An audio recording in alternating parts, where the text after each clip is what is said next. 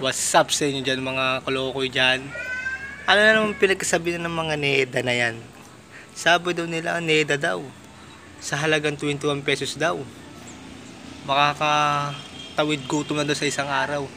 Pinagtitripan nyo ba kami? Tingin mo yung 21 pesos magkakasya kayo sa amin? Hindi rin kayo mga bugok-bugok no? Tingin mo 21 pesos magkakasya yun? O sige, ayan ang mga sinasabi nyo. Bibili ako ng kanin ha. Sige. O ito, Neda. Nakabili ako ng kanin. Halagang 15 pesos. Pero hindi pa ako nakakabili ng ulam ko.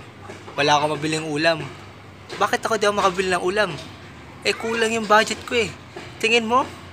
Sa halagang 21 pesos, makakabili ka ng ulam pati kanin? Ito 15 oh. Oh, meron pa akong sukle oh, sa 6 pesos.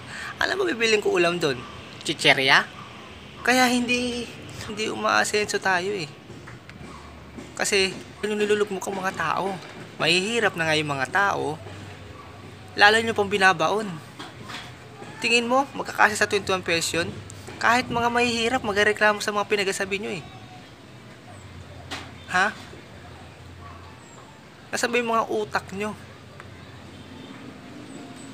Sige, ito pa. Sabi pa nila, ang noodles daw.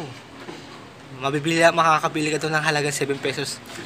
Tanongin nga Taneda, saan kayo makakabili ng noodles na halagang 7 pesos? Mga gunggong ka ba kayo? Ang noodles ngayon, mga nasa 12-13 na. Mga patawa kayo. Kaya kayo binabash kasi sa mga pinagagawa nyo rin eh. Halagang 21 pesos. Maubusog ng mga tao. Hindi kaya ng budget yun. Mabugok.